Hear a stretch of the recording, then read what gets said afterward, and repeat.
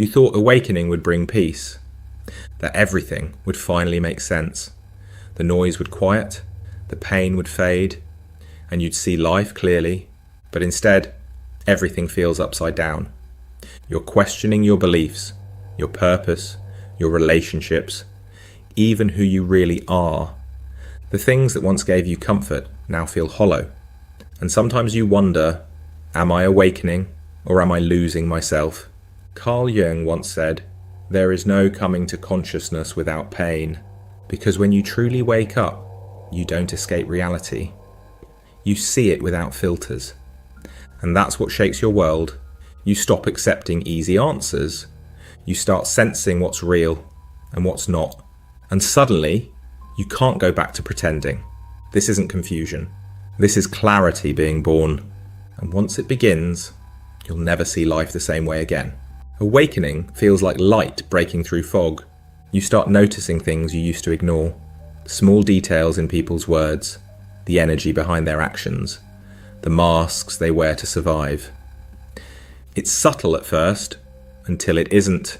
Soon that same light exposes everything, not just in others, but in you. You see the ways you've been performing too, pretending to be fine, saying yes when your body wanted to say no, chasing approval when you only wanted peace. Carl Jung went through this himself. In his mid-30s, when he broke from Freud, he entered what he called his confrontation with the unconscious. For years, he documented his dreams and visions in what would become the Red Book. He wasn't seeking theories. He was trying to understand what was happening inside him. He said it felt like falling into the depths. That's what awakening does. It pulls you inward, into the places you've avoided. You begin to see patterns you never saw before. How your fear of rejection shaped your kindness. How your ambition was sometimes a cry to feel worthy. How even your spirituality can become another mask. A quiet way of hiding pain behind positivity. The more aware you become, the harder it is to look away. You can't unsee what you've seen.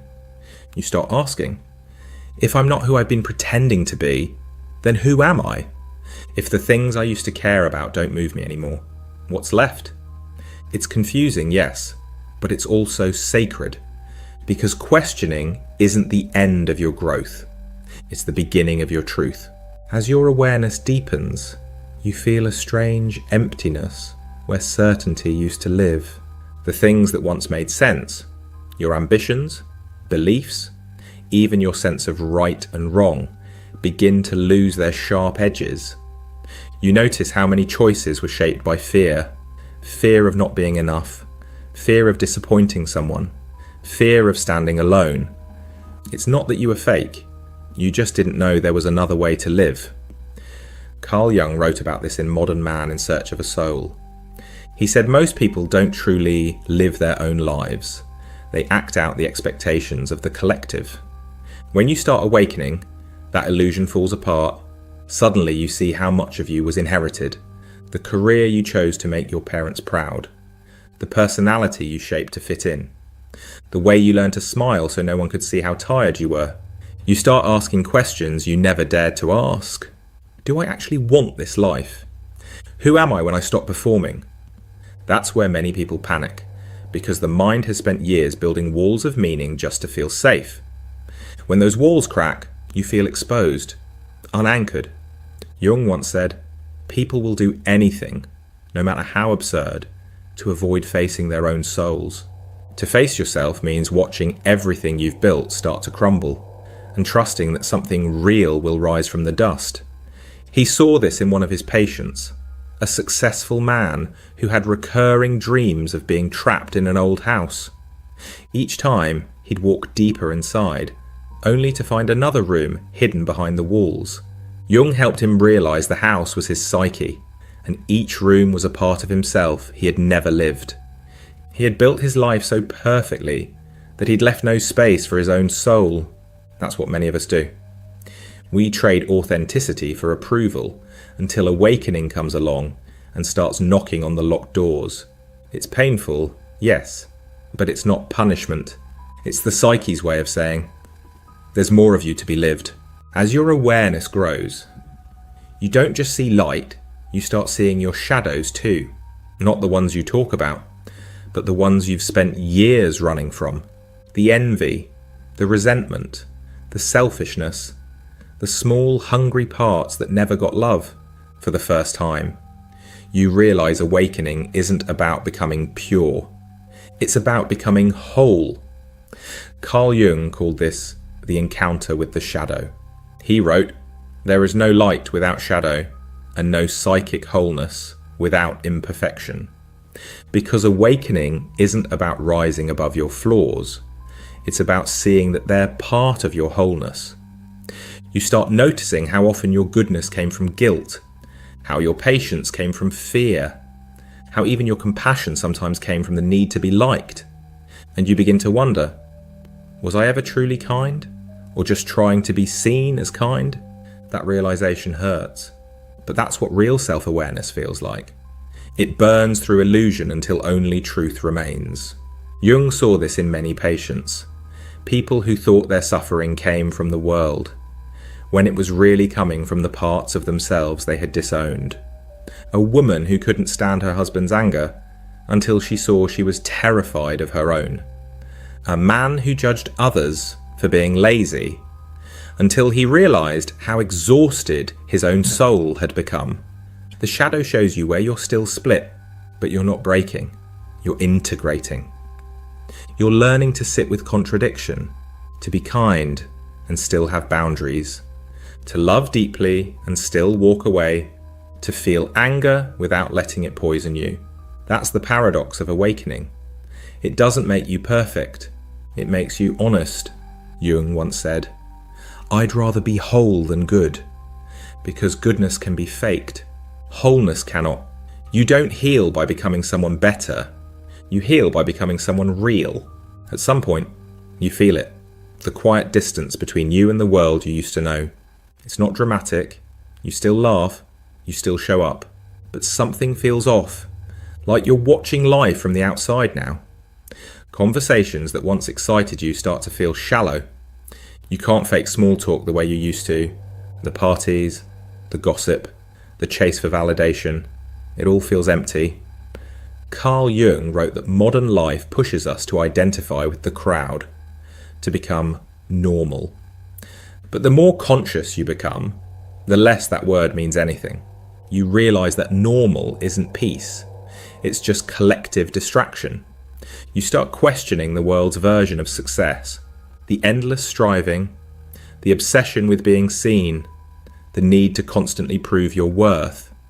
That questioning can make you feel like an outsider, not because you've changed too much, but because you've started to see too clearly, Jung once said. The more you cling to collective ideals, the more you are deprived of your individuality. That's what awakening threatens. It makes you too awake to belong everywhere you once did. You might notice people pulling away. Some think you've become distant or strange. Others just can't relate anymore. They still live in the world of surface truths, and you've started craving depth. It's not arrogance, it's resonance. So you go quiet, you observe more, you choose your words carefully, realizing that not everyone is ready to hear what you see. There's a strange grief in that, because you're still the same person, but everything around you feels foreign. Even joy changes shape. It's less about excitement and more about stillness. Less about chasing, more about being.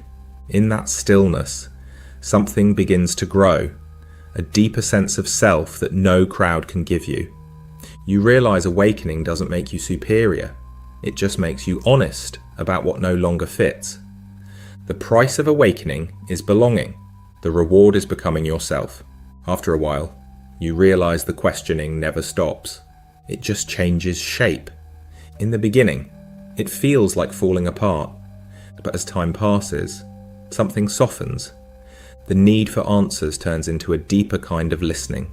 You stop trying to control every emotion or label every thought. You notice how much of life unfolds on its own when you don't interfere. The same questions that once scared you begin to guide you, like quiet compasses pointing toward your truth. Carl Jung called this the transcendent function, the ability of the psyche to hold opposites until something new is born between them. You stop fighting with yourself. You stop rushing to fix your confusion. You let life show you what it's trying to say. Jung said, there is no coming to consciousness without pain. But he also said that pain is never meaningless.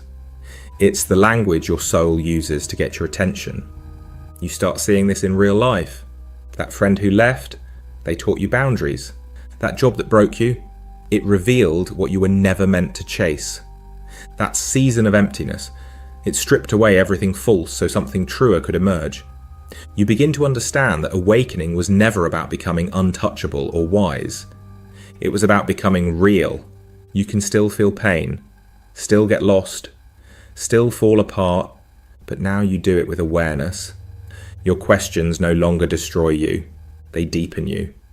You start to trust the rhythm of uncertainty. You realize that truth isn't something you find once and keep forever. It's something that keeps revealing itself, layer by layer, as you're ready to see more. That's when awakening starts to feel less like chaos and more like coming home. Because the real peace isn't in having all the answers. It's in knowing you can live without them. At some point, you stop trying to figure everything out.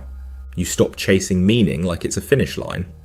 You realize that the more you try to hold on to truth, the more it slips through your fingers.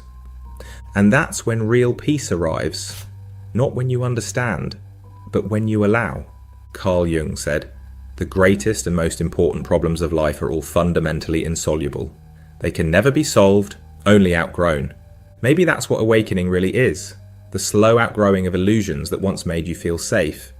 You start seeing that not knowing isn't weakness, it's wisdom.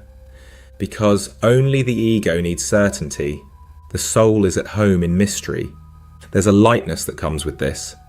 You stop needing every feeling to make sense. You stop demanding that life explain itself. You simply meet what comes.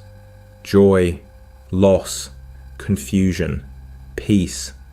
And you learn to stay open. This is the quiet confidence that grows after the storm. You no longer need to convince anyone of what you've found. You no longer need to defend your path. You realize that awakening was never about escaping humanity. It was about embracing it fully. You can love without control, speak without pretending, walk without needing to know where it leads. That's when the questioning softens into awareness. When life itself becomes your teacher, and every moment feels like an answer you don't need to put into words. If this spoke to something in you, here's what I need you to understand. You're not broken. You're not behind. You're not losing yourself. You're shedding every version of you that was never really yours to begin with. Carl Jung once said, the meeting of two personalities is like the contact of two chemical substances.